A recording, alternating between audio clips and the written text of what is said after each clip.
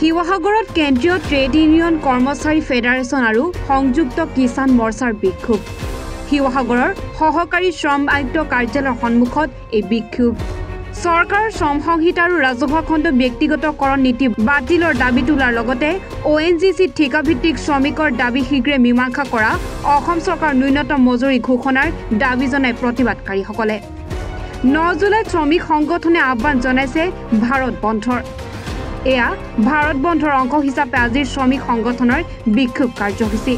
কেন্দ্ৰীয় চৰকাৰে গ্ৰহণ কৰিবলগীয়া শ্ৰমিক নীতিৰ তীব্ৰ বিৰোধিতা কৰি প্ৰতিবাদকাৰীসকলে কেইবাদফীয়া দাবী সম্বলিত স্মাৰক পত্ৰ প্ৰদান কৰে ভাৰতবৰ্ষৰ স্বাধীনতাৰ সুদীৰ্ঘ সময়ৰ পাছত পূৰ্বৰ চৰকাৰসমূহে একো কাম নকৰা বুলি বদনাম কৰি ক্ষমতাৰ গাদী দখল লোৱা বিজেপি নেতৃত্বাধীন NDA চৰকাৰৰ আজিৰ এই শ্ৰমিক কৃষক বিৰোধী নীতিৰ বিৰুদ্ধে সমগ্ৰ দেশজুৰি সংগ্ৰাম অবিৰতভাৱে চলি আছে আৰু আজি আমি 20 মে তাৰিখে সমগ্ৰ ভাৰতবৰ্ষ বন্ধৰ কাৰ্যসূচী আমি লৈছিলো হৰতালৰ কাৰ্যসূচী লৈছিলো কিন্তু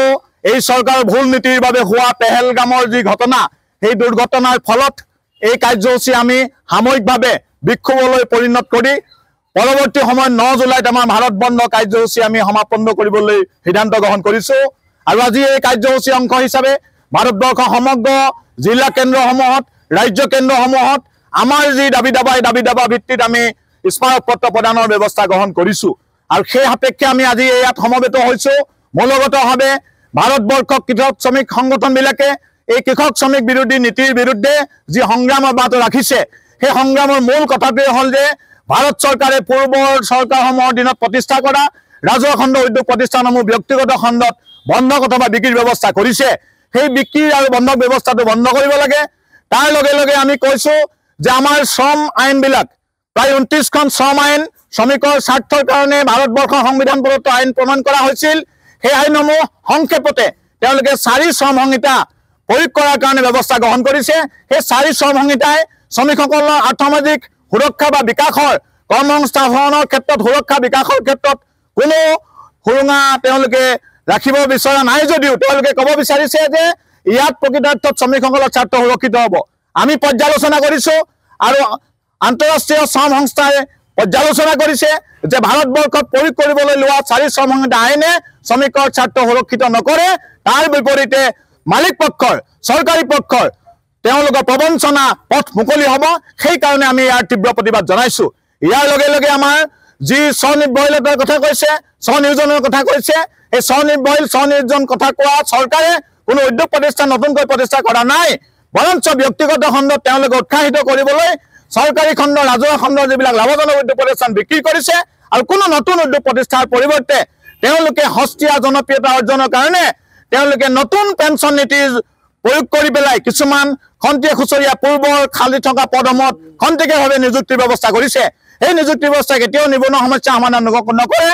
আৰু শ্ৰম আইনৰ সংশোধনৰ জৰিয়তে শ্ৰমিকসকলৰ স্বাৰ্থ সুৰক্ষিত নহয় বিকশিত হ'ব নোৱাৰে সেই কাৰণে আমি এই বিষয়খিনি আমি প্ৰতিবাদ জনাইছো আৰু অনাগত দিনত কৃষক শ্ৰমিকৰ বিৰুদ্ধে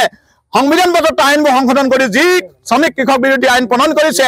ব্যক্তিগতকৰণ বিৰোধিতা কৰি আমি কৰিছো সেই শ্ৰম আইন বিৰোধিতা কৰিছো আৰু অধিক শ্ৰমিক নিয়োগৰ কাৰণে শ্ৰমিক ছটাই বন্ধ কৰি অধিক নিয়োগৰ ব্যৱস্থা কৰিবলৈ আমি আজি ইয়াৰ জৰিয়তে দাবী জনাইছো আৰু শেহতীয়াভাৱে এই গৃহ অন্যান্য নিৰ্মাণ শ্ৰমিক কল্যাণ পৰিষদ বুলি অসংগঠিত শ্ৰমিকৰ এটা সুৰক্ষা আইন বিকাশমূলক আইন লৈছে সেই আইনৰ জৰিয়তে বহু আঁচনি